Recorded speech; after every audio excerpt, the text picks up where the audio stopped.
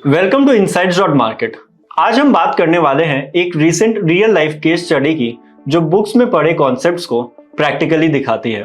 हम सब जानते हैं हाई ग्रोथ हाई पी वाली कंपनीज में जरा सा भी ग्रोथ या मार्जिन मिस होता है तो शेयर प्राइस धड़ाम से नीचे आता है, और हाल ही में इसका एग्जाम्पल हमें पीजी इलेक्ट्रोप्लास्ट लिमिटेड में देखने को मिला। मैं हूं CFA लेवल 2 क्लियर्ड और एक सेबी रजिस्टर्ड रिसर्च एनालिस्ट नाम सूरज कुमार शर्मा, और इस वीडियो में हम डिटेल में डिस्कस करेंगे पीजीएल के रेवेन्यू सोर्सेज यानी बिजनेस मॉडल क्या है, कैसे सिर्फ 4 ट्रेडिंग सेशंस में पीजीएल का शेयर प्राइस 35% तक गिर गया, कंपनी ने कौन से रिसेंट डेवलपमेंट्स अनाउंस किए, और फाइनली कंपनी का फ्यूचर आउटलुक क्या कहता है। तो चलिए शुरू करते हैं। 2003 में फॉर्मली सेटअप हुई कंपनी पीजी इलेक्ट्रोप्लास्ट लिमिटेड की जड़ें 1977 तक जाती हैं। आज पीजीएल भारत की leading B2B electronic manufacturing services provider है और 3 पिलर्स पर काम करती है। पहला OEM, जिसे हम ओरिजिनल इक्विपमेंट मैन्युफैक्चरिंग कहते हैं। मान लीजिए वर्लपूल AC या वॉशिंग मशीन का डिजाइन लेकर आता है, पीजीएल उस डिजाइन के हिसाब से प्रोडक्ट बनाता है। दूसरा ODM, जिसे हम ओरिजिनल डिजाइन मैन्युफैक्चरिंग कहते हैं। यहाँ पीजीएल खुद डिजाइन करता है और ब्रांड्स अपने नाम से उसे बेचते हैं, यानी दिमाग और मेहनत दोनों पीजीएल के। तीसरा plastic injection moulding, consumer appliances के कई की प्लास्टिक पार्ट्स पीजीएल खुद बनाती है। आज कंपनी 50 से भी ज्यादा बड़े इंडियन और ग्लोबल ब्रांड्स को सर्व कर रही है, जिनमें LG, Godrej, Whirlpool, Voltas, Crompton ऐसे कई बड़े नाम शामिल हैं। अगर इसे एक एनालॉजी से समझें तो पीजीएल वही है जो महाभारत के युद्ध में श्री कृष्ण थे। काम और प्लानिंग सब उनका, लेकिन नाम अर्जुन का। किसी भी स्टॉक एनालिसिस को अगर हम स्टोरी की तरह देखें तो वो इजी टू अंडरस्टैंड हो जाता है। तो आइए पीजीएल के शेयर करेक्शन को भी एक स्टोरी के फॉर्म में ही समझने की कोशिश करते हैं। 8 अगस्त 2025 को पीजीएल अपने Q1 के रिजल्ट्स पोस्ट करती है, जहां कंपनी का रेवेन्यू और एबिटडा तो पॉजिटिव ग्रोथ दिखाते हैं, लेकिन पैट सीधा 20% ईयर ऑन ईयर और 54% क्वार्टर ऑन क्वार्टर डिक्लाइन के साथ रिपोर्ट होता है, एंड स्टॉक प्राइस पर भी इसका रिएक्शन देखने को मिलता है। पीजीएल का स्टॉक सीधे 20% गिर जाता है। रेवेन्यू ग्रो होने पर भी पैट इतना स्टीप फॉल क्यों करता है, चलिए समझते हैं। पीजीएल का मेजॉरिटी रेवेन्यू रूम एसीज और कूलर्स से आता है। इस साल मॉनसून जल्दी आया, जिसकी वजह से गर्मी उतने ड्यूरेशन तक नहीं रही जितनी रहनी चाहिए थी। एसीज और कूलर्स की डिमांड पर इसका कैटास्ट्रॉफिक असर हुआ। सेल्स ना होने के कारण इन्वेंट्री बिल्डअप हो गई। डीलर्स ने ऑर्डर्स कैंसिल किए और डिस्ट्रीब्यूशन चैनल में इन्वेंट्री नॉर्मल लेवल से 2x पाइलअप हो गई।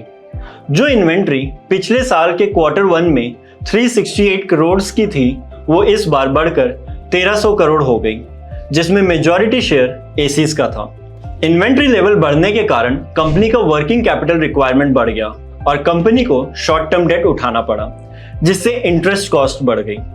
कैपिटल इंटेंसिव नेचर और हाई ऑपरेटिंग लेवरेज ने और दबाव डाला। सेल्स कट होने से प्रोडक्शन भी कट हो गया और वॉल्यूम्स भी गिर गए, लेकिन फिक्स्ड ओवरहेड्स वही के वही रहे। इन सब का सीधा असर पीएल पर पड़ा और नेट प्रॉफिट गिर गया। ईपीएस नीचे आया और high P valuations stock price को सपोर्ट नहीं किए, यानी margin slip plus inventory pressure plus high cost एक परफेक्ट स्टॉक फ्री फॉल की रेसिपी बन गई। इस सब के बीच इन्वेस्टर मीट में मैनेजमेंट ने FY26 गाइडेंस भी कट कर दी।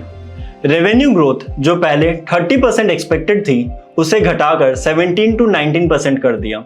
नेट प्रॉफिट और कैपेक्स टारगेट्स भी लोअर कर दिए। मार्केट पहले से ही नर्वस था और जब फ्यूचर आउटलुक भी नेगेटिव दिख गई तो पैनिक और बढ़ गया, एंड सिर्फ 4 ट्रेडिंग सेशंस में स्टॉक 35% तक गिर गया। अब अगर हम हाल के प्राइस मूवमेंट की बात करें तो पीजी इलेक्ट्रोप्लास्ट ने अपने रिसेंट 465 के लो से लगभग 20% की रिकवरी दिखाई है। इसके पीछे 2 बड़े कारण हैं। पहला, 23 अगस्त 2025 को पीजीएल ने पैक्स इंडिया के साथ एक डिफिनिटिव एग्रीमेंट साइन किया, जिसके तहत कंपनी भारत में ही पैक्स ब्रांडेड POS मशीन्स बनाएगी। प्रोडक्शन ईयर एंड से शुरू होने की उम्मीद है। इस डील के साथ पीजीएल ने पहली बार पेमेंट्स, फिनटेक, हार्डवेयर जैसी हाई ग्रोथ सेक्टर में कदम रखा, जिसे मार्केट ने भी पॉजिटिवली लिया और स्टॉक ने भी पॉजिटिवली रिएक्ट किया। दूसरा, 29 अगस्त 2025 को पीजीएल की step down subsidiary next generation manufacturers private limited ने गवर्नमेंट ऑफ महाराष्ट्र के साथ कामरगांव में एक state of the art manufacturing facility बनाने के लिए 1000 करोड़ का MOU साइन किया, जिससे कंपनी की मैन्युफैक्चरिंग कैपेसिटी में ग्रोथ आएगी। ये प्रोजेक्ट मैग्नेटिक महाराष्ट्र इनिशिएटिव का हिस्सा है और अकेले ही 5000 से ज्यादा डायरेक्ट और इनडायरेक्ट जॉब्स क्रिएट करने की क्षमता रखता है। फाइनली, अगर हम टेक्निकल्स की बात करें तो पीजीएल इस वक्त लगभग सभी इंपॉर्टेंट ब्रॉडली यूज EMS के नीचे ट्रेड कर रहा है।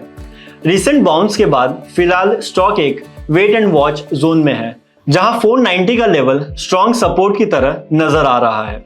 तो पीजी इलेक्ट्रोप्लास्ट की कहानी हमें साफ दिखाती है कि हाई ग्रोथ कंपनीज में एक्सपेक्टेशंस और रियलिटी के बीच जरा सा भी मिसमैच शेयर प्राइस को काफी हिला सकता है। Q1 FY26 में अचानक AC सीजन के खत्म होने से कंपनी मार्जिन्स और प्रॉफिट प्रेशर्स में आए, लेकिन मैनेजमेंट ने तुरंत अपनी गाइडेंस रिवाइज की, कैपेक्स डेफर किया और नए प्रोडक्ट लाइंस जैसे कि रेफ्रिजरेटर्स, कंप्रेसर्स, टीवीज, इन सब में इन्वेस्टमेंट्स जारी रखी। अब आगे देखने वाली बात यह है कि फेस्टिव सीजन की डिमांड कैसी रहती है, इन्वेंट्री कब तक नॉर्मलाइज होती है और फाइनेंस कॉस्ट्स पर कितना कंट्रोल आता है। पीजीएल अपने नए POS मैन्युफैक्चरिंग वेंचर में कैसा परफॉर्म करती है और सबसे बड़ी बात FY26 की रिवाइज्ड पैट गाइडेंस कितनी क्रेडिबल साबित होती है। शॉर्ट टर्म में चुनौतियां जरूर है, लेकिन लॉन्ग टर्म ग्रोथ स्टोरी अभी भी इंटैक्ट लगती है। इन्वेस्टर्स के लिए ये टेक्स्ट बुक एग्जाम्पल है कि एक्सपेक्टेशंस, एग्जीक्यूशन और वैल्यूएशन तीनों को साथ में देखना कितना जरूरी है। इसी के साथ मैं सूरज आप सभी से अलविदा लेता हूं और मिलते हैं ऐसे ही अमेजिंग स्टॉक एनालिसिस वीडियो में। तब तक के लिए जय हिंद, जय भारत।